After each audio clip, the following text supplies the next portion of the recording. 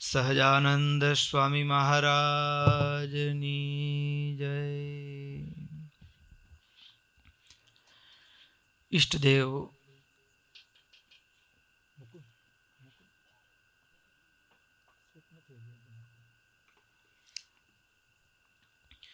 ઈષ્ટદેવ પરમ આરાધ્ય અનંત કોટી બ્રહ્માંડાધિપતિ સર્વનિયંતા સર્વ અંતર્યામી ભગવાન સ્વામિનારાયણ એમના દિવ્ય ચરણ કમળ સાનિધ્યમાં ચારેકોર વીટલાઈને બેઠેલા અનંત અનંત અક્ષર મુક્તો, એમની જ પાવન સન્નિધિમાં ચારેકોર વીટલાઈને બેઠેલા મુક્તોની સાનિધ્યમાં હાજરીમાં અત્રે ઉપસ્થિત પૂજ્યપાદ નિર્દોષ સ્વામી તેમજ કથા વિલાસી એવા બાળ, યુવાન, વૃદ્ધ સમસ્ત ભક્તો સર્વેને ભગવાન સ્વામિનારાયણની ભાવ સ્મૃતિ સહિત સાદર જય સ્વામિનારાયણ. વાલા ભક્તો, આપણી ચાલતી નિત્ય શ્રીમદ સત્સંગી જીવન કથા ગંગા, એમાંય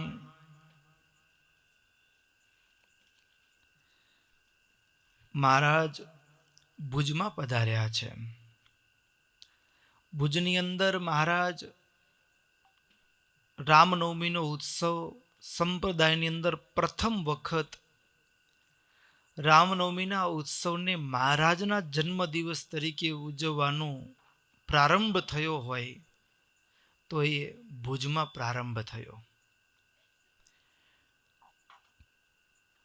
ભુજમાં એ પ્રારંભ થયો એ દિવસે જે ભક્તોએ મહારાજનું ભાવ પૂજન કર્યું છે, મહારાજ એમને સમાધિ કરાવી અક્ષરધામનું અદ્ભુત દર્શન કરાવ્યું છે.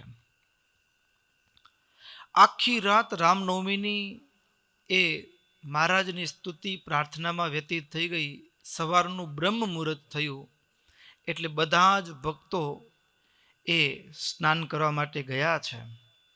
સ્નાનાદિક નિત્ય કર્મમાંથી પરવારી મહારાજે દસમના દિવસે સવારે બધા જ સંતો, ભક્તો, બ્રાહ્મણોને પારણા કરાવ્યા છે.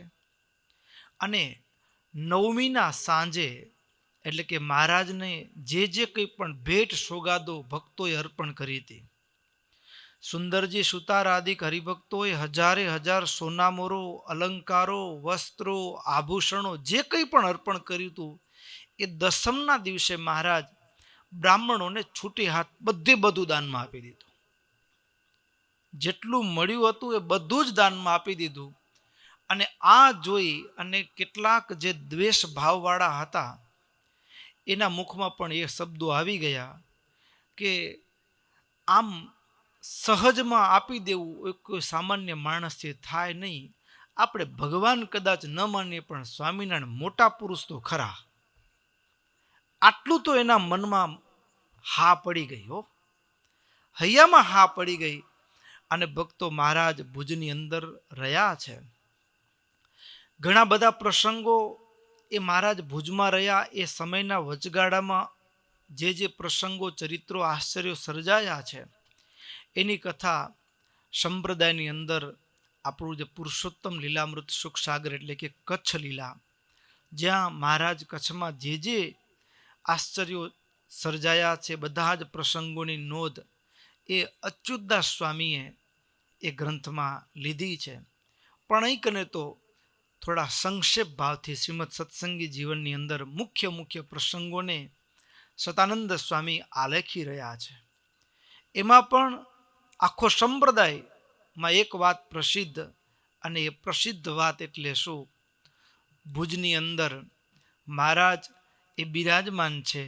અને એવા સમયે ભુજના કુબેરજી, જગજીવન અને રામચંદ્ર પૂરે તત્ર ત્રયો માત્યા રાજ્યા આસન દ્વિજાતયઃ કુબેરજી જગજીવો રામચંદ્ર ઇતિ શ્રુતા શનાભયો મહાશક્તા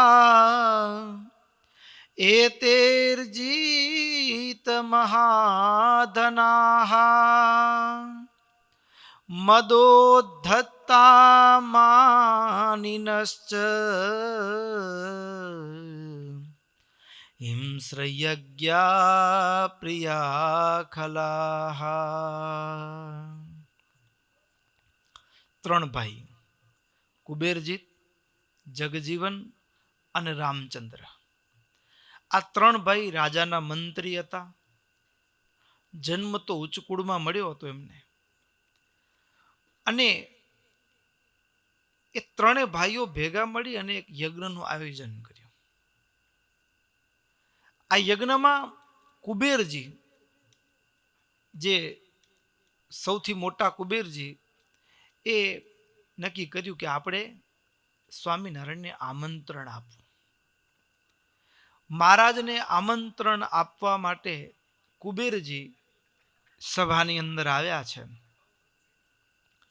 સભાની અંદર આમંત્રણ આપવા માટે આવ્યા ત્યારે મહારાજે સામે ઉત્તર આપતા કીધું, અનાહુતોદ્વરમ ગચ્છેત આહુત કિમ પુનસ્તદા ઇતિ સ્મૃતે સ્વયં સ્વામી સહ શિષ્યૈસ્તમભ્યગાત. શિષ્યૈસ્તમભ્યગાત. મહારાજ કે યજ્ઞમાં તો આમંત્રણ ન મળે ને તોય જવું જોઈએ, અને એમાં તમે આમંત્રણ આપવા માટે આવ્યા છો એટલે અમે ચોક્કસ આવશું. હા, કેટલાક ઠેકાણા એવા છે કે ત્યાં આમંત્રણની રાહ જોવાય નહીં. હા, ત્યાં આમંત્રણની રાહ ન જોવાય. કોઈ જગ્યાએ કથા થતી હોય, જ્ઞાન વાર્તા થતી હોય, ભાગવદાદિક જેવા શાસ્ત્રોની કથા થતી હોય, તો ત્યાં આમંત્રણની રાહ ન જોવાની કે અમને આમંત્રણ નથી તો કથા સાંભળવા નહીં આવીએ. કથા સાંભળવા જવાનું, પ્રસાદમાં પછી આમંત્રણની જરૂર પડે. એટલે કે જમવાનું હોય તો ત્યાં આમંત્રણ વિના ન ગોઠવાઈ જવાય. નહીતર ઘણા કેવું હોય, હા, એ ગોઠવાઈ જાય. ઘણી જગ્યાએ તો ભલે ઘણી વખત મજબૂરી હોય, નાનો પરિવાર, મધ્યમ પરિવાર કે મજૂરી કરનારા માણસો હોય ને, શહેરમાં લગ્નનો પ્રસંગ હોય તો એ કામેથી છૂટીને સીધા કોઈકનો પાર્ટી પ્લોટમાં લગ્ન ચાલતા હોય એમાં ગોઠવાઈ જાઓ. હા, સાંજનું કંઈ વ્યવસ્થા કરવી ન પડે, મજબૂરી હોય ઘણી વખત. પણ જમવાનો પ્રસંગ હોય તો આમંત્રણ વિના જવું નહીં. પણ જ્યાં પરમાત્માની, ભગવાનના ગુણો ગવાતા હોય, ભગવાનના ભક્તોની વાતો થતી હોય, એ જગ્યાએ જ્ઞાન પ્રાપ્તિ માટે આમંત્રણ વિના પણ જવું. મહારાજ કહે, અનાહુતો દ્વરમ ગચ્છેત આહુતમ કિમ પુનસ્તદા. અરે, યજ્ઞમાં તો આમંત્રણ વિનાય જવું જોઈએ. તમે તો આમંત્રણ આપવા માટે આવ્યા છો એટલે અમે ચોક્કસ આવશું. અને મહારાજ કુબેરજીની સાથે જ યજ્ઞમાં પધાર્યા. યજ્ઞશાળામાં મહારાજ પધારે એટલે કુબેરજીએ મહારાજને માન આપી ઊંચા આસન ઉપર મહારાજને બિરાજમાન કર્યા, પ્રણામ કર્યા છે, અને નમસ્કાર કરી અને બધા જ યજ્ઞમાં નિયુક્ત થયેલા જે બ્રાહ્મણો છે બધા આમ સભામાં ગોઠવાઈ ગયા. સભા થઈ. બધા મહારાજના મુખ સામે જોઈ રહ્યા છે કે સ્વામિનારાયણ હવે શું કહેશે. અને એમાં હવે કોઈ નવા માણસ આવે ત્યારે આપણે ઓળખ આપી, ઇન્ટ્રોડક્શન. એટલે કુબેરજીત ઊભા થઈ અને જે પંડિતો આવ્યા છે ને એનું ઇન્ટ્રો કરાવે છે મહારાજને. હા, મહારાજને ઇન્ટ્રો કરાવતા શું કીધું? ઊભા થઈ, મહારાજ સ્વામિનારાયણ, હે શ્રી હરિ, આ જે વિપ્ર છે ને એ બધા આ બ્રાહ્મણો બેઠા છે એ કાશીથી આવ્યા છે. મહારાજ વળી મસ્તક હલાવતા પ્રશંસા કરતા, વાહ, બહુ સરસ. ત્યાં વળી બીજી બાજુ હાથ લાંબો કરી, આ બધા પંડિતો છે એ ખાસ આપણા યજ્ઞમાં આમંત્રણને માટે અને યજ્ઞ માટે જ ખાસ દ્રવિડ દેશથી આવ્યા છે. દ્રવિડ એટલે દક્ષિણ ભારત. હા, તમિલનાડુ, આંધ્રપ્રદેશ, ત્યાંથી છે. આ બધા બ્રાહ્મણો દ્રવિડ દેશથી આવ્યા છે અને એમાં વળી આગળના ભાગે હાથ લાંબો કરીને, શ્રી હરિ, હે સહજાનંદ સ્વામી, આ જે બ્રાહ્મણો છે મહારાષ્ટ્રના છે, એની બાજુમાં બેઠા છે જે બ્રાહ્મણો એ ગૌડ પ્રદેશના છે, અને બીજા જે દેખાય છે આ આગળના ભાગમાં જે બેઠેલા છે એ બ્રાહ્મણો ગુજરાતના છે. આમ એક એક બ્રાહ્મણોની ઓળખ આપી અને એટલામાં મહારાજ મસ્તક તો હલાવતા રહ્યા, પણ જ્યાં જઈએ ત્યાં આપણે ચારેકો નજર તો ફરે કે નહીં. અને ત્યાં દૂર યજ્ઞમાં પશુઓને બાંધેલા જોયા. ભક્તો, કોઈ આપણને મારવા માટે લઈ જાય ને ત્યારે આપણું હૈયું કકડતું હોય. પશુઓને પણ ખબર પડી જાય છે કે અમને મારવાના છે, એટલે એનું જે આક્રંદ છે. અને એવા ઇતિહાસો છે ભક્તો કે કોઈ કતલખાના આગળથી પશુઓને પસાર કરવામાં આવે તો કતલખાનાનો ચિત્કાર સાંભળી અને એ ગાય કે ભેંસ કે કોઈ દૂધાળ પશુ હોય તો એના સ્તનમાંથી દૂધ પણ સુકાઈ જાય ભયના કારણે. અને એ જે પશુઓ વંધ્યાશ્ચ ક્રોશતઃ પશ્યન દયાલુર હરિરબ્રવીત, બંધાયેલા દૂર જોયેલા પશુ જોયા મહારાજ, અને મહારાજના હૈયામાં દયા, મહારાજના આંખમાં આંસુ આવી ગયા. પશુઓને બંધાયેલા જોઈ તરત જ મહારાજ સભાની અંદર બોલવાની શરૂઆત કરી. શૃણુત્વમ સાનુજો વિપ્ર શૃણવંત્યે ચ વાડવઃ, હિતં વદામિ સર્વેષાં યુષ્માકં ધર્મચારિણામ. સજ્જનો ન સભાં ગચ્છેત ગતશ્ચેત પ્રવદે દ્રુતમ, અબ્રુવન વિબ્રુવન વાપી પાપી સ્યાત અબ્રવીમૃતમ. મહારાજ કે સાંભળો સાંભળો, હું તમને જે વાત કરીશ ને એ વાત ધર્મથી યુક્ત કરીશ, અને એ વાત સનાતન સત્ય નિર્વિવાદ સત્ય શાસ્ત્ર સંમત વાત કરવા જઈ રહ્યો છું. પછી મહારાજે ચોખવટ કરી, સજ્જનો છે એ ક્યારે સભામાં જતા નથી. જે જગ્યાએ અન્યાય અનીતિની વાતો થતી હોય, નિર્ણય થતો હોય, ત્યાં સજ્જનો ન સભામ ગચ્છેત, ક્યારે સભામાં જતા નથી.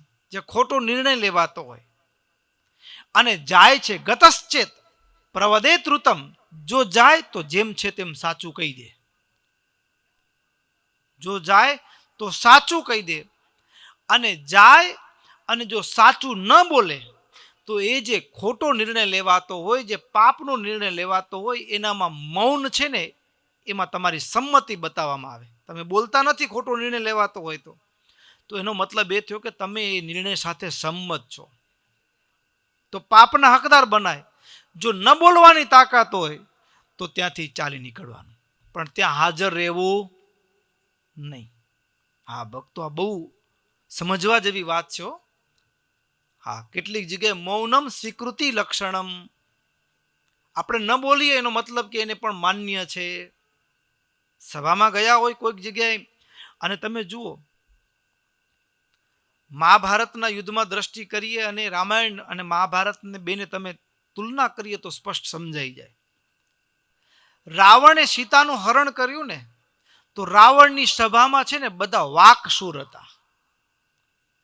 કોઈએ રાવણનો ડર ન રાખ્યો.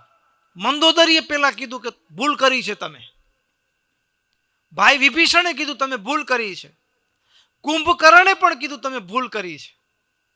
અને પરિણામ એ આવ્યું કે રાવણ ઈચ્છતો હોવા છતાં પણ સીતાને રાજમહેલમાં ન રાખી શક્યો ને અશોક વાટિકામાં રાખવા પડ્યા. અને બીજી બાજુ મહાભારતની અંદર તમે જુઓ, દ્રૌપદીના વસ્ત્ર હરણનો પ્રસંગ હતો. દ્રૌપદી કરગરતા હતા, રક્ષા માટે મદદ માટે યાચના કરતા હતા. ત્યારે દ્રોણ સામે, ગુરુ દ્રોણાચાર્ય સામે નજર કરી દ્રોણાચાર્ય માથું નીચું નમાવી દીધું. એનો મતલબ કે એ આપ દુર્યોધન જે કરે છે એની સાથે દ્રોણાચાર્ય સંમત છે. દ્રોણાચાર્ય ન બોલ્યા, કુળગુરુ કૃપાચાર્ય ન બોલ્યા, અરે ધૃતરાષ્ટ્ર ન બોલ્યા, દાદા ભીષ્મ ન બોલ્યા, એક વિદુર બોલ્યા. એક વિદુર બોલ્યા, પણ વિદુરની વાત કોઈએ ગણકારી નહીં અને વિદુરે સભાનો ત્યાગ કરી દીધો. અને પરિણામ એ આવ્યું કે કોઈ ન બોલ્યું ને તો દુશાસને ભરી સભાની વચ્ચે દ્રૌપદીના વસ્ત્ર ખેંચવાનું દુસ્સાહસ કરતા એને શંકા કે ક્ષોભ લાગ્યો નહીં. ભક્તો, ક્યાંય અન્યાય કે અનીતિની વાત થતી હોય એ જગ્યાએ સભામાં જો આપણે બેઠા હોઈએ, આપણે એમ થાય કે આપણું ક્યાં તૂટેલી વાગે એમ છે. શું બોલીએ આપણે? આપણું કોણ સાંભળે હવે? તો એ જગ્યાએ બેસાય નહીં, ત્યાંથી ચાલી નીકળવાનું. ધર્મથી વિરુદ્ધ વાત થતી હોય અને એ જગ્યાએ જો આપણે બેઠા રહીએ છીએ તો આપણી એમાં એ અધર્મયુક્ત જે નિર્ણય છે એમાં આપણી સંમતિ થઈ ગણાય. કાં તો બોલવાનું, સાચું કહેવાનું, અને સાચું કયા પછી પરિણામ ન મળે તો સભા છોડી દેવાની. ભક્તો, સંપ્રદાયના ઘણા બધા ઇતિહાસો છે. સભાની અંદર જ્યારે સત્ય વાત ઉચ્ચારવામાં આવે ને ત્યારે શું થાય? ભક્તો, રેફડી ગામના ઓરજાંગ બાપુ, આ ઓરજાંગ ભયંકર બારવટિયા, લૂંટફાટ કરનારા માણસ, પણ એક વખત દાદા ખાચરના યોગમાં આવ્યા, જીવન પરિવર્તન થઈ ગયું. દાદા ખાચરના યોગથી એને ચોરી લૂંટફાટ છોડી દીધા. ચોરી લૂંટફાટ છોડી દીધા પછી ભાવનગરના રાજાએ, આપણે ઘણી વખત કેવું હોય, માથા ભારે માણસો હોય ને એની સાથે સંબંધ બગાડાય નહીં, હારા ન હોય તો એ બગાડાય નહીં, એમ સમજ્યા ને? એટલે ઓરજાંગ બાપુએ એને ચોરી લૂંટફાટ છોડ્યા એટલે ભાવનગરના રાજાને એમ, ભાવેણાના ધણીને એમ કે આપણે સંબંધ રાખ્યા હોય તો આપણે ન નડે.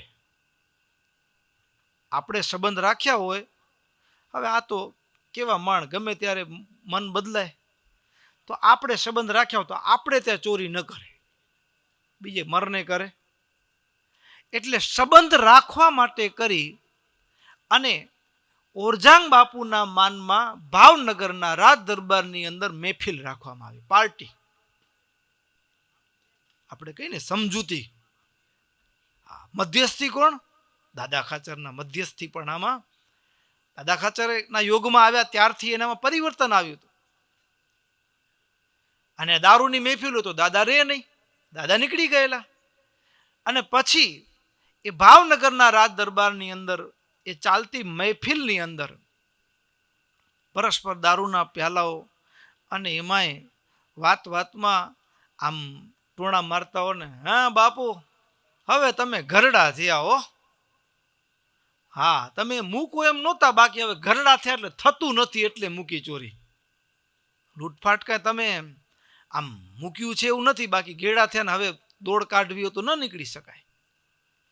ત્યાં ઓરજાંગ બાપુ મૂછે તા દઈને હાથ ફેરવતા કે, હે શું બોલે છે? આજે ધારું તો ધોરા દિવસે જુનાગઢના કચેરીના દરવાજા ચોરી કાઢું, ઉતારી લઉં. હું ઘરડો નથી. આમ ધધકતું શૌર્ય. અને ત્યાં બીજા ટોણો માર્યો મસ્તીમાં. એ બાપુ બીજું બધું ઠીક, તમે કયો લ્યો. આ ગઢડામાં હવે એને ખબર કે દાદા ખાચરના યોગથી, એટલે બીજા ટોણો મારે આમ છંછેડવા માટે. એ ગઢડામાં સ્વામિનારાયણ રીએ. હવે એ એમ કે અમારા સાધુ બાયુથી બોલે નહીં. હવે એ દરબારમાં જ સાધુ રહે ને, એમાં સ્વામિનારાયણ રહે ને, એમાં બાયુ રહે ને, દાદાની બેન ને, એ બધા કેવા ધર્મ રહેતા હશે? આમાં આપણે ભરોસો નહીં. જ્યાં આમ બોલે ને, અને ત્યાં તો ઓરજાંગ બાપુનું આખું શરીર લાલ ધૂમ થઈ ગયો. શરીરના 3.5 કરોડવાળા ખડા થઈ ગયા. મ્યાનમાં હાથ પહોંચી ગયો. ખબરદાર કોઈ આગળ શબ્દ બોલ્યો છે તો જીભ કાપી નાખીશ. આખી સભામાં સન્નાટો છવાઈ ગયો. શું બોલે છે, તને ભાન છે? અરે હું લૂંટફાટ કરનારો માણસ, અધમ માણસ, અને સારંગપુરની સીમમાં પ્રવેશ કરું અને મારા વિચાર બંધ થઈ જાય.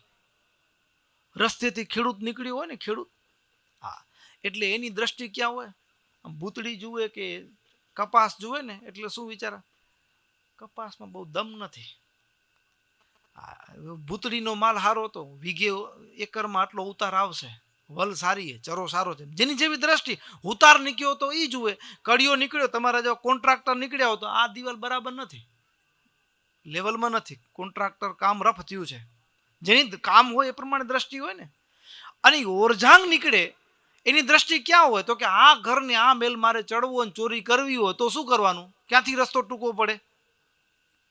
હું ચોરી લૂંટફાટ કરનારો માણસ પર સારંગપુરની સીમમાં પ્રવેશ કરું અને એ જગ્યાએ સ્વામિનારાયણ બિરાજતા હોય તો મારા વિચાર સુધા બંધ થઈ જાય, તો એની ભેગા રહેતા હોય ને વિચારે ક્યાં આવે?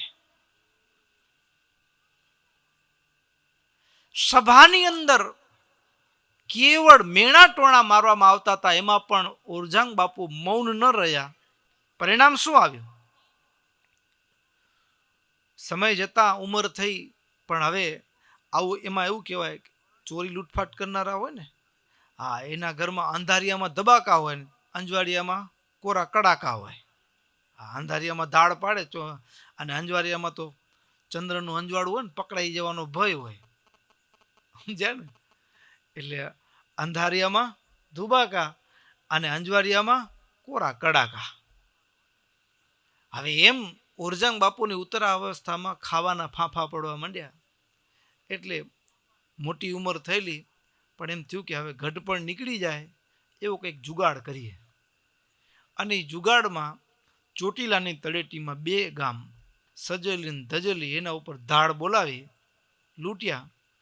પણ હવે આખું ગામ, બંને ગામ ભેગા થઈ ગયા વાર ચડી પાછળ. બંને ગામ ભેગા થઈ, બંને ગામનું બધા યુવાનીઓ હથિયાર લઈને પાછળ થયા, વાર ચડી પાછળ.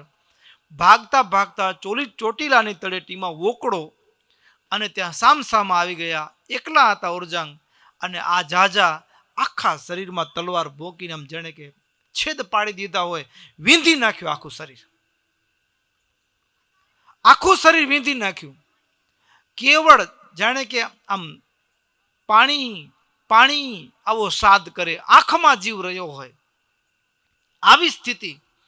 અને એ ટાણે મહારાજ તરત જ જ્યાં પાણી બોલે ને તે મૂળજી બ્રહ્મચારીની સાથે મહારાજ ત્યાં આવી ગયા. અને મહારાજે પગનો અંગૂઠો દબાવ્યો અને એ પાણીની ધાર થઈ પાતાળ ગંગા પ્રગટ થયા.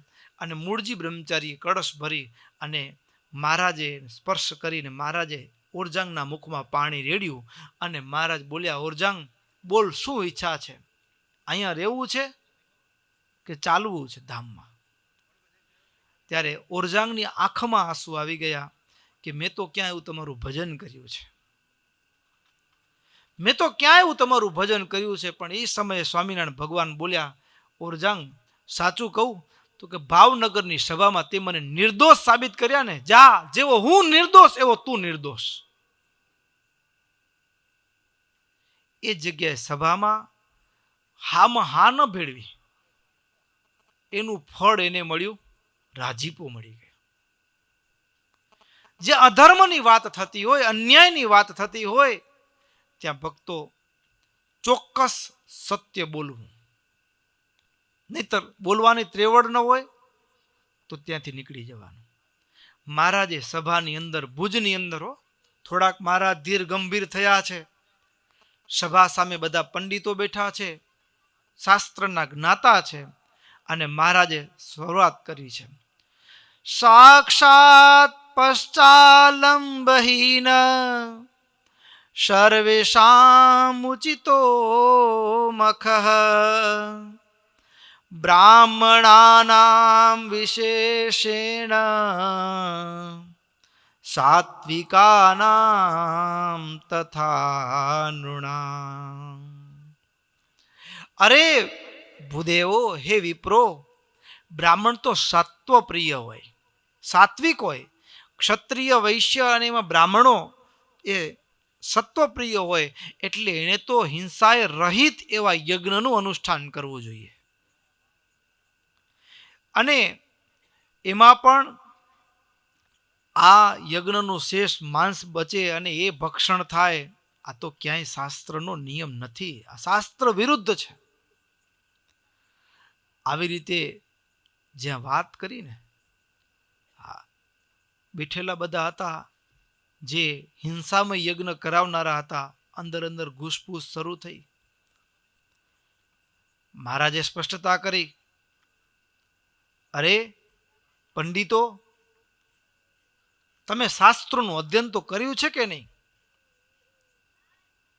શાસ્ત્ર ભણવાથી કોઈ બ્રાહ્મણ છે ને, એ પંડિત છે, એ શાસ્ત્ર ભણવાથી બ્રાહ્મણત્વ પ્રાપ્ત નથી થતું, ગુણોથી બ્રાહ્મણત્વ કીધું છે. સ્મૃતિ શાસ્ત્રોની અંદર પણ એમ કહ્યું છે, અરે વેદ અધ્યયન કે શાસ્ત્ર અધ્યયનથી બ્રાહ્મણત્વ આવી ન જાય, સદાચારનું પાલન કરવાથી બ્રાહ્મણત્વ પ્રાપ્ત થાય. અને જો વેદ અધ્યયન કે શાસ્ત્ર અધ્યયનથી જો બ્રાહ્મણત્વ મળતું હોય ને, તો રાક્ષસો પણ વેદ અધ્યયન કરે છે, પણ છતાં એને રાક્ષસ અને અસુર કહેવામાં આવે છે. રાવણ પણ બ્રાહ્મણ કુળમાં જન્મ મળ્યો હતો, પણ એનું કાર્ય, એનામાં ગુણો એ બ્રાહ્મણત્વના નહોતા ને, એટલે એને અસુર એવી સંજ્ઞા આવી ગઈ. કોઈનું જીવન છીનવાનો અધિકાર નથી. એટલે તમે તો શાસ્ત્રના જ્ઞાતા છો. મહારાજે શાસ્ત્રના પ્રમાણો કીધા. યમસ્મૃતિમાં શું કહ્યું છે એની વાત કરી મહારાજે. વશિષ્ઠ મુનિએ શું કહ્યું છે એની વાત કરી. અરે બ્રાહ્મણો હોય એને તો કેવા લક્ષણો હોવા જોઈએ, એમાં ક્ષમા હોવી જોઈએ, એમાં ઇન્દ્રિયોનું દમન, દયા, સત્ય, દાન, શીલ, તપ, વેદ અધ્યયન, આ 8 અંગ એ સત્પાત્રતાનું ચિહ્ન કહેવાય, લક્ષણ કહેવાય. અરે એટલું જ નહીં, એ બ્રાહ્મણોમાં દયા હો તો કોઈકનો જીવ કેમ લઈ શકે? મહારાજે વાત કરવાની શરૂઆત કરીને ધીમે ધીમે ધીમે મહારાજ કે નિર્દોષ પશુઓને જોઈને તમને દયા નથી આવતી? અને વાસ્તવમાં શાસ્ત્રોમાં અજેન યજે, અજવડે યજ્ઞ કરવો. મહારાજ કહે, આ કોઈ પંડિતો પ્રશ્ન કરે, અજ એટલે બકરો? મહારાજ કે ના, અજ એટલે ન જાયતે ઇતિ અજ. અજના ઘણા અર્થ થાય. ન જાયતે ઇતિ અજ એટલે કે જેનામાં જન્મવાની તાકાત ન હોય. 3 વર્ષ જૂની ડાંગર, ચોખા પણ યજ્ઞમાં વપરાય ને, 3 વર્ષ જૂના વાવીએ તો ઉગવા ન જોઈએ. 3 વર્ષ જૂની ડાંગર, ન જાયતે ઇતિ અજ. ભગવાનને પણ અજ કીધા છે. આપણે એક નામ બોલીએ છીએ, ઓમ અજન્મને નમઃ. જેનો જન્મ નથી એવા ભગવાનને હું વંદન કરું છું. અજ, બ્રહ્માજીનું પણ એક નામ અજ છે. પણ શાસ્ત્રમાં, વેદમાં અજ વડે યજ્ઞ કરવો એવું કીધું છે. પણ એ અજનો અર્થ એ બકરો નહીં, પણ 3 વર્ષ જૂની ડાંગર છે, એવો વેદનો અર્થ ભાવ રહ્યો છે. આવી રીતે મહારાજ એક એક વાત સ્પષ્ટ સમજાવે છે. અને ધર્મનું ઉત્થાપન કરી, અને જો કોઈ કર્મ કરે છે તો ધર્મનું ઉત્થાપન કરવાથી કંઈ ફળ મળતું નથી. અને એટલા માટે નિષ્કુળાનંદ સ્વામીએ પણ મહારાજના આ જ ભાવને કીર્તનના રૂપમાં નિષ્કુળાનંદ કાવ્યમાં પણ ગાયા છે. વચન લોપી જાણે સુખ લેશું રે. વચન લોપી જાણે સુખ લેશું રે. વચન લોપી જાણે સુખ લેશું રે. તે તો કેશું કેવાની રેશું રે. વચન લોપી જાણે સુખ લેવું રે. જ્યારે પશ્ચિમે પ્રગટે રવિ રે. થાસે બીજ રહિત પૃથ્વી રે. જ્યારે પશ્ચિમે પ્રગટે રવિ રે. થાશે બીજ રહિત પૃથ્વી રે તોય નહીં થાય રીત નવી રે તોય નહીં થાય રીત નવી રે વચન લોપી જાણે સુખ લેશું રે એહ વાત પ્રમાણ છે પકી રે તે તો ખોટી ન થાય કોઈ થકી રે કહે નિષ્કુળાનંદ એ મન કી રે વચન લોપી જાણે સુખ લેશું રે વચન લોપી જાણે સુખ લેશું રે. સ્વામી કે જ્યારે પશ્ચિમે પ્રગટે રવિ રે, ક્યારે કોઈ દી શક્ય બનશે કે સૂર્ય પશ્ચિમ દિશામાંથી ઉદય થાય? ન બને. પૃથ્વી આમ તો એવું હોય, ઉનાળો હોય ને, ધોમ ધકતો તાપ હોય, ત્યારે આપણે એમ લાગે કે હવે પૃથ્વીમાં ક્યાંય બીજ નથી. શું નથી? ક્યાંય બીજ નથી. હા, પણ જેવો વરસાદનો યોગ થાય એટલે આખી પૃથ્વી લીલીછમ થઈ જાય. આખી પૃથ્વી લીલીછમ થઈ જાય. તો સ્વામી કહે એ વાત નક્કી છે. અહીં મહારાજ પણ એક વાત સ્પષ્ટતા કરતા કીધું કે શાસ્ત્રનો જે નિયમ છે, શેના માટે આ યજ્ઞ કરીએ છીએ? કંઈક પામવા માટે કરીએ છીએ ને, પણ કંઈ પામવાની જગ્યાએ ઉલટો ખોટનો વેપાર થાય એવો છે. આવી રીતે મહારાજ સમજાવી રહ્યા છે ને, ત્યારે આમ કુબેરજી, બીજા બધા આગળ પંડિતો બેઠા હતા, સળવળાટ ચાલતો હતો. એમાંય જગજીવને પંડિતો સામે ઈશારો કર્યો, બોલો બોલો હવે બોલો. અને ત્યાં પંડિતોએ બોલવાની શરૂઆત કરી. સ્વામિનારાયણ, તમે આવું સલાહ દેશો ને એવું અમને નહોતું, પણ તમને આટલા મોટા હોવા છતાં પણ તમને વેદનું જ્ઞાન નથી, શાસ્ત્રનું જ્ઞાન નથી, ધર્મનું જ્ઞાન નથી. હાલ્યો ઉલટી ગંગા. મહારાજને એમ કેવા લાગ્યા, અરે તમે એવું શાસ્ત્રમાં નથી સાંભળ્યું? યજ્ઞાર્થ પશવ સૃષ્ટા. આ પશુઓનું સર્જન જ યજ્ઞ માટે થયું છે. યજ્ઞાર્થ પશવ સૃષ્ટા. અરે યજ્ઞ સિવાય જો અન્ય જગ્યાએ પશુઓને મારવામાં આવે તો વધ કહેવાય. બાકી યજ્ઞમાં જો એને એ બલિ માટે એનું જો કરવામાં આવે તો એ તો એનું મોક્ષ માટે એનો ઉદ્ધાર થાય છે. આવી રીતે વાત કરવા લાગ્યા. મહારાજ કહે, ભાઈ, નહીં વેદસ્ય તાત્પર્યમ હિંસાયા વર્તતે દ્વિજ, કિંતુ રાગ પ્રાપ્ત હિંસા સંકોચે સર્વથૈવ હિ. વેદમાં હિંસા કહી છે, એ હિંસાનું તાત્પર્ય હિંસા નથી. હિંસાનું તાત્પર્ય હિંસા નથી. એટલે શું ભક્તો, આપણી ભાષામાં સમજીએ, કોઈક યુવાન હોય અને એ દિવસની 30 પડીકી માવો ખાઈ જતો હોય, પડીકી ખાઈ જતો હોય, માવા મસાલો ખાતો હોય, અને કોઈ સાધુ પાસે આવે અને એ સાધુ એમ કે, ભાઈ હવે 30 નહીં તું 5 ખાજે, તો 5 ખાવાનું કીધું તો એને શું સાધુ એને છૂટ આપી? એમ ના. 30 ઉપરથી 5 ઉપર લઈ આવવું અને 5 ઉપરથી પછી બિલકુલ મુકાવી દેવાનો સાધુનો ઈરાદો છે. પણ 5 ખાવાનું કીધું એનો મતલબ કે 5 ખાવાની છૂટી આપી છે એમ નથી. પણ એ છૂટમાં પણ વ્યસન મુક્તિના સંકોચનો ભાવ છે, પણ એનામાં ખાવાની છૂટીનો ભાવ છુપાયેલો નથી. એમ વાસ્તવમાં શાસ્ત્રોમાં જે હિંસા કીધી છે એના પાછળનું કારણ શું? તો વાસુદેવ મહાત્માની અંદર સ્કંદ પુરાણમાં કથા વિસ્તારથી લખાયેલી છે. સ્કંદ પુરાણની અંદર કથા છે, જ્યારે દેવતાઓ, દેવરાજ ઇન્દ્રએ એ જ્યારે આગળ અપ્સરાઓ નૃત્ય કરી રહી હતી અને પોતે મદમાં, ધનના મદમાં અંધ હતો, અને એવા સમયે દુર્વાસા ઋષિ સામેથી ચાલીને આવી રહ્યા હતા.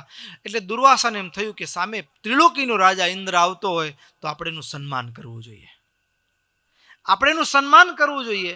એટલે રાજાનું સન્માન મારે કેમ કરવું? હું તો સાધુ છું. એટલે પોતાના કંઠમાં પહેરેલી પુષ્પની માળા એ દેવરાજ ઇન્દ્રનું સ્વાગત કરવા માટે એ દુર્વાસા ઋષિએ એ ત્યાંથી છેક ફેંકી અને હાથીની ઐરાવત હાથી ઉપર ઇન્દ્ર બેઠો હતો, પણ આગળ અપ્સરાઓ નૃત્ય કરતી હતી ને એમાં એટલો અંધ બની ગયેલો કે કોણ હાર મૂક્યો એ ગણકાર્યો નહીં. હારને હાથમાં લીધો નહીં, હાર હાથીના ગંડ સ્થળ ઉપર પડ્યો, જે ઉપરનો ભાગ હોય ને ત્યાં પડ્યો. એટલે હાથીને એમ થયું કે કંઈક છે, એટલે હાથીએ સૂંઢથી એ હારને લઈ લીધો, પણ ખાવાનું નહોતું એટલે હાથીએ એને પગ નીચે કચડી લીધો. આ દ્રશ્ય દુર્વાસાએ જોયું કે જુઓ તો ખરા, રાજા આટલો અંત, તો હવે એને પ્રજાની શું દશા હશે. દુર્વાસાના મુખમાંથી શબ્દ નીકળ્યા કે તું જે લક્ષ્મીમાં, જે પૈસામાં, સમૃદ્ધિમાં અંધ થયો છે ને, જ્યાં તમામ સમૃદ્ધિ એ સમુદ્રમાં, રસાતળમાં ચાલી જાઓ. પૃથ્વી ઉપર વરસાદ વરસવાનું બંધ થઈ ગયું, આકાશમાંથી પાણીનું એક ટીપું ન પડે. ધીમે ધીમે દુષ્કાળ ઉપર દુષ્કાળ, માણસને ખાવાના ફાંફા પડવા લાગ્યા, અને એવી સ્થિતિ સર્જાઈ કે હવે એકબીજાને મારીને પેટ ભરવાની સ્થિતિ આવી ગઈ. ચારે બાજુ હિંસા થવા લાગી. તો એ સમયના જે સુગ્ન લોકો હતા, બુદ્ધિશાળી હતા, વિદ્વાનો હતા, એને શું કર્યું કે બેફામ મારે છે એને રોકવા માટે મન ફાવે ને કાપી નાખે, મારી નાખે પોતાના પેટ ભરવા માટે. એટલે એ સમયના બુદ્ધિશાળી લોકોએ એવો એક ઉપાય કાઢ્યો, રસ્તો કાઢ્યો કે બેફામ હિંસા ન થાય. હિંસાને રોકવા માટે એને એક યુક્તિ કરીને કીધું કે ભાઈ, કોઈને મારવાનો, પશુઓને મારવાનો આપણને અધિકાર નથી. હા, યજ્ઞમાં કદાચ એને કરીએ તો એનો દોષ નથી. હવે યજ્ઞ કરવાના પૈસા નહોતા, એટલા માટે શું નામ લીધું એ સમયના વિદ્વાનોએ કે યજ્ઞમાં કદાચ એને આહુતિના ભાવ સાથે બલિ આપવામાં આવે તો દોષ નથી, પણ યજ્ઞ કરવા માટે પૈસા નહોતા. એટલે બ્રેક લગાવવા માટે એ સમયના વિદ્વાનોએ શું કીધું, બોલ્યા એવું કે હા કરી શકાય, પણ યજ્ઞમાં. પણ ઉદ્દેશ્ય એનો યજ્ઞમાં આહુતિ આપવા માટેનો નહોતો, પણ વાસ્તવમાં બેફામ જે હિંસા થતી હતી એને રોકવા માટેનો ઉદ્દેશ્ય હતો. શાસ્ત્રોમાં ભક્તો, જેમ કે કોઈ પુરુષનું મન હજારો જગ્યાએ સ્ત્રીમાં ભટકતું હોય તો હજારોમાંથી મન સ્થિર થાય, એક પરણ્યાય પત્ની એકમાં સ્થિર કરવા માટે લગ્ન જીવન છે. બેફામ હિંસાઓ થતી એનામાંથી રાગ પ્રાપ્ત, રાગ મુક્તિમાંથી, એ હિંસામાંથી અહિંસા તરફ લઈ જવા માટે એને બ્રેક લગાવવા માટે એ વિધાન હતું. પણ એનો એ શબ્દોને પકડી લીધા.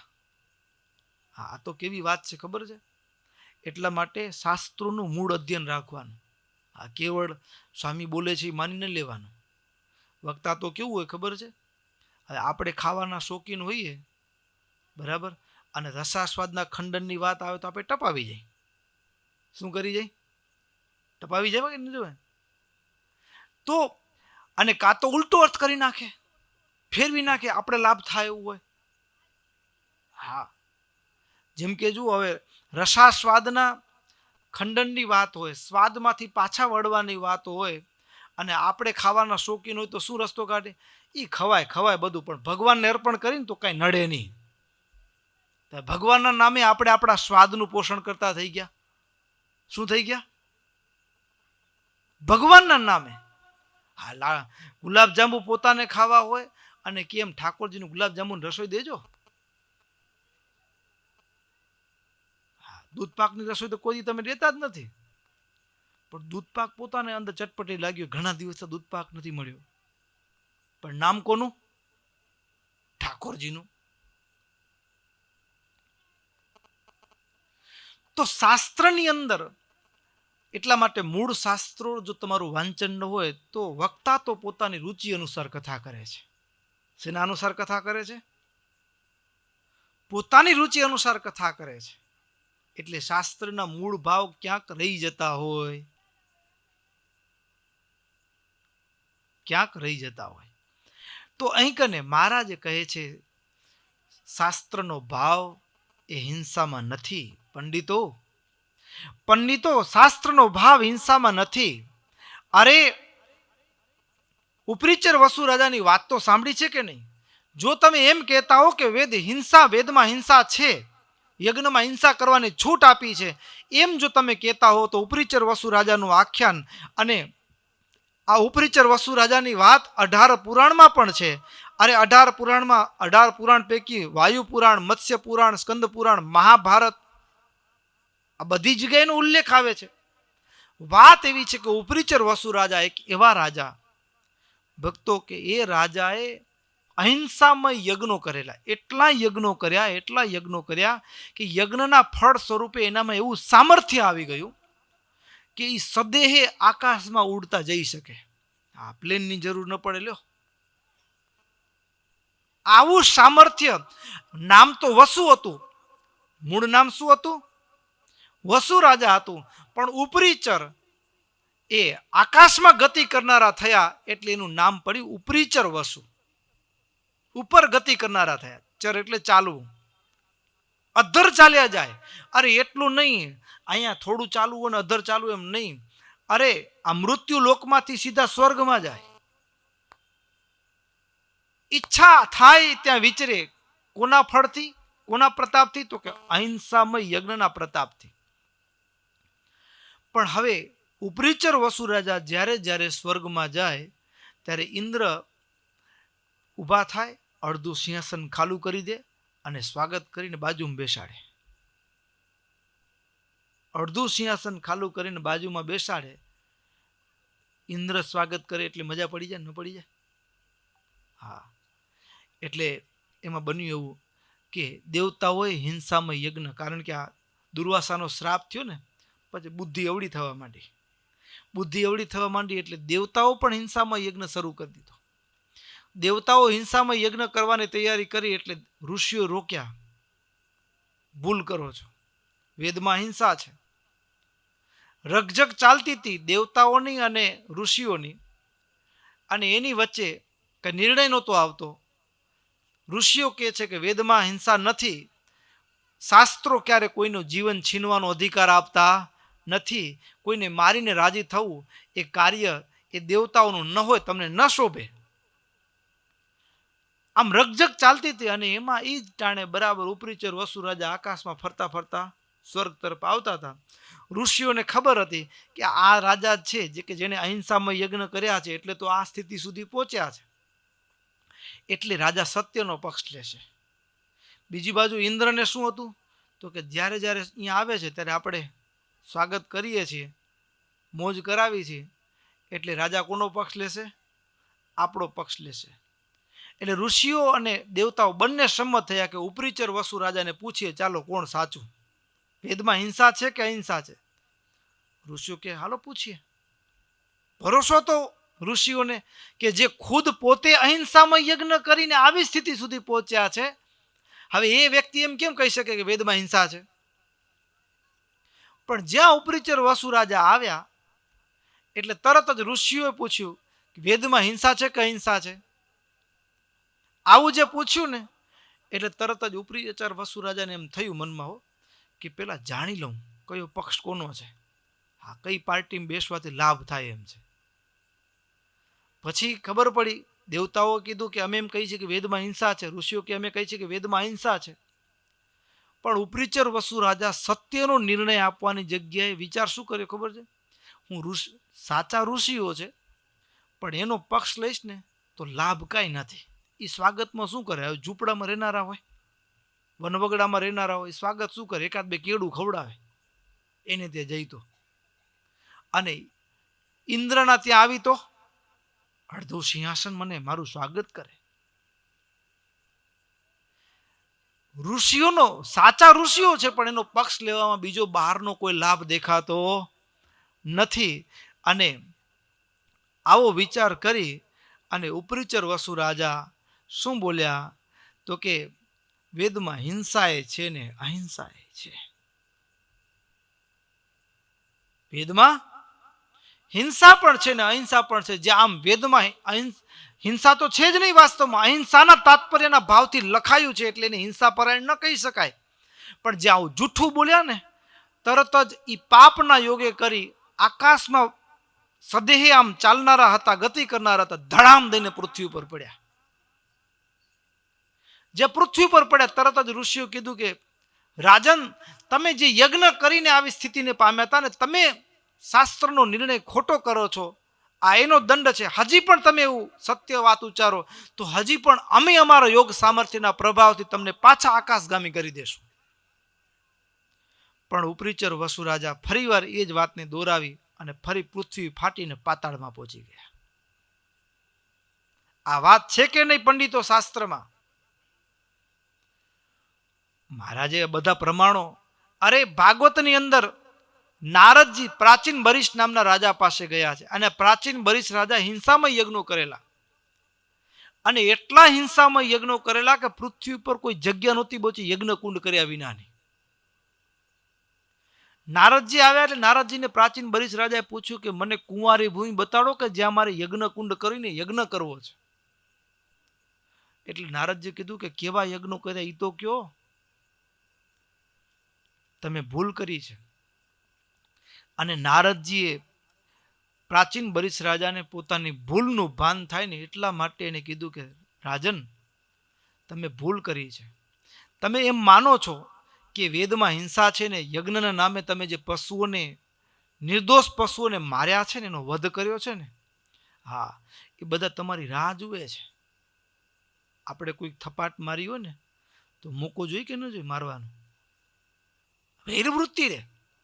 નારદજીએ પોતાના યોગ સામર્થ્યના પ્રભાવથી ને દેખાડ્યું જ્યાં પ્રાચીન બરિશ રાજાએ આકાશ સામે દ્રષ્ટિ કરીને ત્યાં તો પેલા બધા જે બકરા પાડા આદિ જે યજ્ઞના નામે જેને જીવતા વધેરી નાખ્યા હતા ને, એ બધા આમ શિંગણા ભરાવીને ત્યારે આવ આવ આવ આમ રાહ જોઈને ઊભા હોય, આવી રીતે એમ એકદમ લાલ ધૂમ આંખો હોય ને મારવા માટે દોડતા હોય ને, આવું દેખાણું. પ્રાચીન બરિશ રાજા ગભરાઈ ગયા, નારદજીના પગમાં પડી ગયા, મારી ભૂલ થઈ, મને આમાંથી બચાવો. અને પછી એ અહિંસામય યજ્ઞમાં એ પ્રવૃત્ત થયા.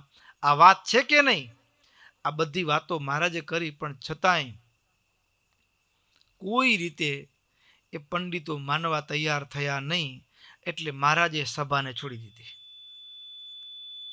મહારાજ એ યજ્ઞમાંથી ઊભા થઈને ચાલતા થઈ ગયા અને ચાલતા થયા એટલું જ નહીં, મહારાજે સમજાવવા છતાં ન માન્યા એટલે યજ્ઞ મંડપ છોડી મહારાજ ઉતારે આવ્યા છે. અને ત્યાં મહારાજ એકાદ બીજે જ દિવસે ભુજ છોડી અને મહારાજ ધમડકા બાજુ ચાલતા થયા છે, ધમડકા પધાર્યા છે. આ બાજુ મહારાજ ને વડાવવા માટે ભુજના ભક્તો ગયેલા, એ પણ પાછા ભુજમાં આવ્યા. બન્યું કેવું ભક્તો? મહારાજની આજ્ઞાનું ઉલ્લંઘન કર્યું ને. હરિરુલ્લંઘય વચનમ સોથ વિપ્રો નિજમ મખમ સમારેભે પશુચાહન મદમાન વિમૂઢધી. મહારાજે ભુજનગર છોડ્યું ને પાછળથી મદ અને માનથી, હા, જગજીવન કુબેરજી રામચંદ્ર એની બુદ્ધિ એવી ભ્રમિત થઈ, બીજાની આગળ એવી વાતો કરવા લાગ્યા, કાંઈ શાસ્ત્રનું જાણી નીને ચાલે આવ્યા છે ને આપણે તો યજ્ઞ જે ચાલી આવે છે એ રીતે જ કરશું, આમ કરશું ને એવું બેફામ બોલવા લાગ્યા. પરિણામ એવું થયું, બુદ્ધિ અને અહંકારના યોગથી ક્યાંક રાજના ગુનામાં આવ્યા. અને અહીંકને શાસ્ત્રમાં સતાનંદ સ્વામી નોંધે છે, રાજ્યા કોપો ભવસ્મિન સહસૈવ સ્વરેચ્છયા. રાજાનો કોપ થયો, રાજાએ લશ્કર મોકલ્યું અને રાજાએ લશ્કર મોકલ્યું અને લશ્કર યજ્ઞશાળામાં આવી અને જે ત્રણેય ભાઈઓ હતા એને કમોતે મારવામાં આવ્યા. અને જે પંડિતો હતા એ બધાઈને જે હાથમાં આવ્યું એને એ બધા રાજ લશ્કર દંડ આપવા માટે રાજ આજ્ઞા હતી, બધા આમ તેમ ભાગવા લાગ્યા. એ માર ખાતા એ બધા છુપાવા લાગ્યા. અને આ ત્રણેય ભાઈઓ એ કમોતે ભુજના રાજમાર્ગ ઉપર એનું મરણ થયું.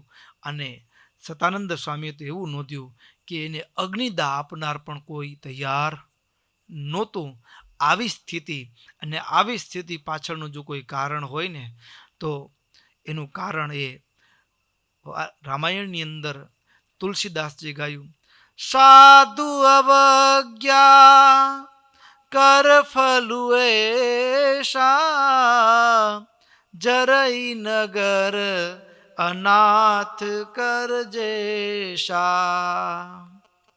એક હનુમાનજીનો અનાદર કર્યો ને, હનુમાનજીનો અનાદર, અને એનું ફળ રાવણને શું મળ્યું? આખી લંકા સોનાની હતી ને એ બળીને ખાખ થઈ ગઈ. અને અહીં કને મહારાજનો અનાદર કર્યો ને જગજીવને, જગજીવને અનાદર કર્યો, એનું પરિણામ શું આવ્યું? અરે જેમ દક્ષના યજ્ઞની અંદર શંકરનું અપમાન થયું અને એ સતી થયા, બરાબર, પાર્વતીજી સતી થયા, અને એ વીરભદ્ર આદિક શંકરના ગણોએ એ દક્ષના યજ્ઞને છિન્ન ભિન્ન કરી નાખ્યો. એ જ રીતે ભુજની અંદર એ ત્રણેય ભાઈઓનો યજ્ઞ એ ધ્વંસ થયો, નાશ થયો, અને ચારેય બાજુ એક જ વાત થવા લાગી. શું? તો કે આ સ્વામિનારાયણ ભગવાનનો અપરાધ કરવાથી અને હિંસામય યજ્ઞ કરવાથી એની આ ગતિ થઈ છે. અને લોકમાં ભક્તો સ્વામિનારાયણ ભગવાન આ પૃથ્વી ઉપર આવી અને ધર્મનું શુદ્ધિકરણ, ધર્મનું શુદ્ધિકરણ અને ધર્મના શુદ્ધિકરણ માટેનો એક યજ્ઞમાં જે અશુદ્ધિ રહી હતી, યજ્ઞના નામે જે હિંસા ચાલતી હતી, કાળની ધૂળ ચડી હતી, ગેરમાર્ગે જે સમાજ દોરાયો હતો, એને સદમાર્ગે વાળવા માટે આ ઘટના, આ પ્રસંગ એ એક દીવાદાંડી રૂપ પુરવાર થયો. અને એટલા માટે દેવાનંદ સ્વામીએ પણ બહુ અદ્ભુત કીર્તનમાં ગાયું છે, સંત સતાપે અસુર અભાગી. ભગવાનનો, ભગવાનના ભક્તનો અપરાધ કરે, દ્રોહ કરે તો શું? તો કે સમૃદ્ધિ હોય, પૈસા હોય, ગમે હોય ને એનો વંશ સહિત નિકંદન નીકળી જાય. એવી વાત અદ્ભુત એકને સ્વામી પણ કીર્તનમાં કહી છે. સંત સતાપે અસુરય ભાગી, સંત સંતાપે અસુરય ભાગી, ધર્મ ન દ્રોહી કેવાય રે, સંત સંતાપે અસુરય ભાગી. જેમ જવાસો જલને પામી, પાપથી રવેલા થાય રે, સંત સંતાપે અસુરય ભાગી. તન સુખ સેવા સર્વ સંપત્તિ જી હોજી, હો તન સુખ શોભા સર્વ સંપત્તિ, જાતા વાર ન લાગે રે, રાખ સુપન में राजन पाम्यो, राख सुपन में राजन पाम्यो, हाथक संतो जागे रे, संत संतापे असुरय भागी, संत संतापे असुरय भागी, धर्म न द्रोही केवाय रे, संत संतापे असुरय भागी. कौरव कंस ने रावण राक्षस जी होजी, कौरव कंस ने रावण राक्षस, राज रिधि वंश खोया रे, ए आदि अगणित भागी, ए आदि अगणित भागी, जीवत जन्म भी गोया रे, संत संतापे असुरय भागी, संत संतापे असुरय भागी, धर्म न द्रोही केवाय रे, संत संतापे असुरय भागी. आसुरी जीवनी रीत्ययनादि जी होजी, हो आसुरी जीवनी रीत्ययनादि, मुझती अवला चाले रे, देवानंद ना नाथ कहे ने, દેવાનંદનો નાથ કહે ને દેવયતી દુઃખ આવે રે સંત સંતાપે અસુરય ભાગી સંત સંતાપે અસુરય ભાગી ધર્મના દ્રોહી કેવાય રે સંત સંતાપે અસુરય ભાગી સંત સંતાપે અસુરય ભાગી સંત સંતાપે અસુરય ભાગી દેવાનંદનો નાથ કહે એને દૈવયતી દુઃખ આલે રે દૈવ અતિ દુઃખ આલે રે. હા ભક્તો, આ ત્રણે ભાઈઓનું એક કમોતે મરણ થયું. ભક્તો, આખા પ્રદેશની અંદર ઉદ્ઘોષ સર્વ દેશેષુ બભૂવ ચ તતો નૃપ દેવાર્થામ જેવ હિંસાપી સર્વોચ્છેદ કરીતી. આખા મલકમાં વાત ફેલાઈ ગઈ કે જે જીવ હિંસા ધર્મના નામે યજ્ઞના નામે પણ કરે તો એના વંશનું નિકંદન નીકળી જાય છે. આવી રીતે ભક્તો એ ધર્મનું સ્થાપન ભગવાન એક અલગ જ ભાવમાં એ ભૂમંડળ ઉપર એ ભુજમાં અહિંસામય યજ્ઞનું ખંડન કરવાથી કર્યું છે. ભક્તો, બીજી વાત, પ્રસંગ છે, યાદ આવ્યું છે એટલે કહીએ, ધ્યાન દોરવાનું મન થાય. ભક્તો, વખત સત્સંગી જીવન શાસ્ત્રમાં તો ધ્યાન દોર્યું જ છે. ભક્તો, ક્યારે પણ આપણે કોઈની પાસે મંત્ર તંત્ર કરાવવા માટે જઈએ ને ભક્તો, ક્યારે પણ નારાયણનો આશરો છોડીને ક્યારે ક્યાંય બારે આસ્થા ન રાખવી. એનું કારણ શું? તો કે આપણે કોઈકને આપણા કરતાં કોઈ આગળ વધતો હોય, કોઈકને અટકાવવા માટે ઘણા માણસો આવો વિચિત્ર રસ્તો પસંદ કરતા હોય, પણ એ રસ્તો કેટલો ખતરનાક છે ખબર છે?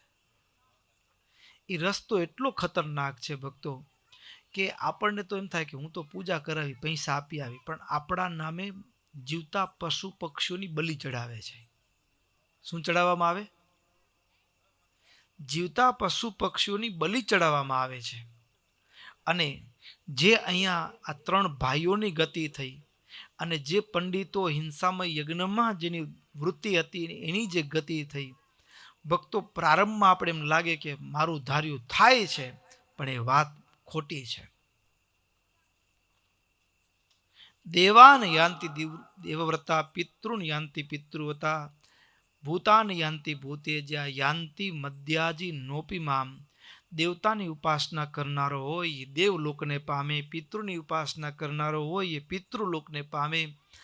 અરે ભગવાન શ્રી કૃષ્ણ કહે ગીતાની અંદર 9મા અધ્યાયમાં, અરે ભૂત પ્રેતની ઉપાસના કરનારો હોય એ મરીને ભૂત થાય. જેને દોરાધાગામાં પ્રતીતિ હોય ને, હા, એની ગતિ શું? તો કે એને પ્રેતની ગતિ હોય છે. એના સિવાય એને એ કદાચ સ્વામિનારાયણના ઘરેના તિલક ચાંદલા કરતા હો તો પણ એની ગતિ શું હોય? પ્રેતની ગતિ હોય. એમાં ક્યારે ભગવાનના ભક્તને આસ્થા ન હોવી જોઈએ. અને એ કર્મ આપણાથી કરાય પણ નહીં. કોઈકને હેરાન કરવા માટે આવા ટૂંકા રસ્તાઓ કે હલકા રસ્તાઓ પસંદ કરાય નહીં. અને એનામાંથી પોતાનું જ ભૂંડું થાય. અને તમે જોજો, કરનારા હશે એનું ત્રીજી પેઢીએ એનો વંશ વેલો ખતમ થઈ જાય. હા, કોઈકનું ભૂંડું કરવામાં પોતાનું ભૂંડું થાય. પ્રારંભમાં એમ લાગે કે એને હું રખડાવ્યો, હેરાન કરી નાખ્યો, પણ ના, એ આપણે ખોટા બ્રહ્મમાં લોકો જીવતા હોય. પણ ભક્તો, એટલા માટે ક્યારે પણ મહારાજ સ્વામિનારાયણ ભગવાન ધર્મના શુદ્ધિકરણનું આ પ્રકરણ, ધર્મના નામે ભક્તો, ધર્મની ચાલી આવતી પરંપરાઓ ઉપર જે કાળની ધૂળ ચડી છે, પરંપરાઓમાં મિથ્યા ભાવ ભળ્યા છે, એ ભાવને મિટાવવા માટેનું પહેલું પગથિયું ભક્તો, કેવળ ઉપદેશ મહારાજ આપે એવું નહીં. અને આગળ કથા આવશે. અહીંયા મહારાજ વાણીથી સમજાવ્યા કે હિંસામય યજ્ઞ કરવો એ હિતાવહ નથી. અને પછી તો મહારાજે લોકમાં કેટલાક જે હતા ને એ એવું પણ કહેતા કે હિંસામય યજ્ઞ કર્યા વિના તો યજ્ઞ કેમ પૂરો થાય એ તો અમને જોશું. અને મહારાજે અહિંસામય યજ્ઞ એ ડભાણની અંદર અને જેતલપુરની અંદર કર્યા છે, એની કથા પણ આગળ આવવાની છે. કોઈ કંઈ બગાડી શક્યું નથી. તો ભક્તો, અદ્ભુત શ્રીમદ સત્સંગી જીવનની કથા, અને એમાંય આ મહારાજ ભુજમાં પધાર્યા, અને ભુજની અંદર પણ આપણે એમ થાય કે આ કથા મને તમને ક્યાં કામ લાગે? શું આપણે હિંસા કરી છે કોઈની? તો કામ લાગે એવી કથા છે કે કેવળ ચરિત્રને ખાતર આપણે શ્રવણ કરીએ એટલો જ એનો લાભ છે, બીજો કઈ લાભ છે? ભક્તો, આ કથા સાંભળ્યા પછી થોડોક એવો પણ સંકલ્પ કરશું આપણે. એટલે શું? તો સંકલ્પ એવો કરવાનો છે, શિક્ષાપત્રી ભાષ્યની અંદર હિંસાના 8 જણા અધિકારી કીધા છે. મારનારો હોય, કાપનારો હોય, વેચનારો હોય, કે હા પાડનારો હોય, સપ્લાય કરનારો હોય, બધા અધિકારી, એમાં બધાને પાપ સરખે હિસ્સે આવે. પણ આપણે સીધા રૂપમાં તો હિંસા નથી કરતા, પણ અત્યારે દુનિયામાં કોઈના ઉપર ભરોસો કરવા જેવો નથી. આપણે કેટલીક વસ્તુ વાપરીએ છીએ ને રોજિંદા જીવનમાં, એ પણ ક્યાંક ને ક્યાંક પશુ હિંસામાંથી એ પ્રાપ્ત થતી વસ્તુઓ હોય છે. એટલા માટે વસ્તુની ખરીદી પહેલા એમાં કન્ટેન્ટ સાવધાનીપૂર્વક જોવાની. શું જોવાનું? ઇન્ગ્રેડિયન્ટ, એની કન્ટેન્ટ, એમાં કેવું કઈ વસ્તુથી બન્યું છે, એટલું જ નહીં, એ જોઈએ. એમાં પણ અત્યારે આપણે જોવા માંડ્યા એટલે એ લોકો હોશિયાર થઈ ગયા, એનું કોડ નામ આપી દીધું. શું નામ આપી દીધું? હા, એને કોડ લેંગ્વેજ આપી દીધી. પણ એ કોડનો અર્થ પાછો તમે એ કોડને જુઓ તો વળી પાછો એમાં આ હોય. એટલે આપણે તો હિંસા ક્યાંક અજાણતા આપણે પણ એવા કાર્યમાં પ્રવૃત્ત નથી ને.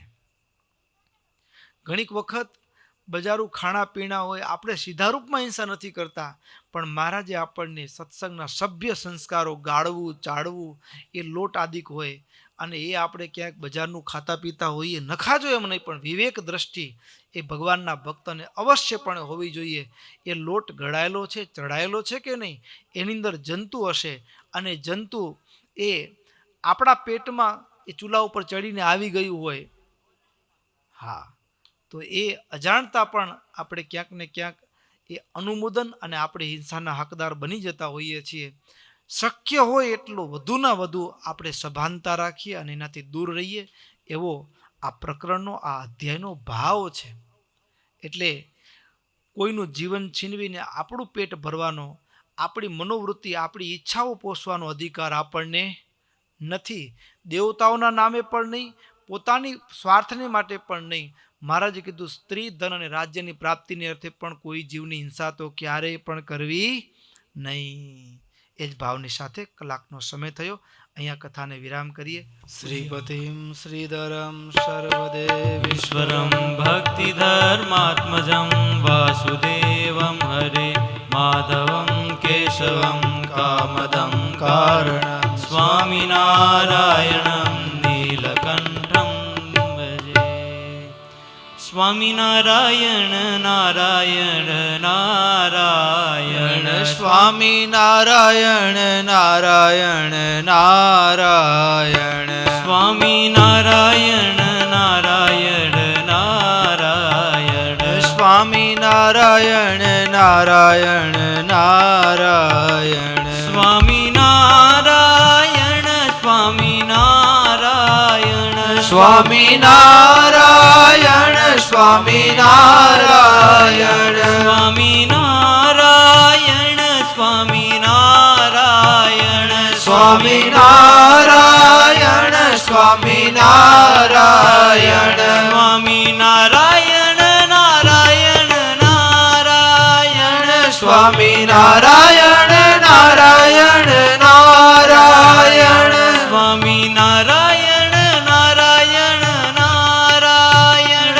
સ્વામિનારાયણ નારાયણ નારાયણ સ્વામિનારાયણ નારાયણ નારાયણ સ્વામિનારાયણ નારાયણ નારાયણ સ્વામિનારાયણ નારાયણ નારાયણ સ્વામી નારાયણ નારાયણ નારાયણ સ્વામી નારાયણ નારાયણ નારાયણ સ્વામી નારાયણ નારાયણ નારાયણ સ્વામી નારાયણ સ્વામી નારાયણ સ્વામી નારાયણ સ્વામી નારાયણ સ્વામી નારાયણ સ્વામી નારાયણ સ્વામી નારાયણ સ્વામી નારાયણ સ્વામી નારાયણ નારાયણ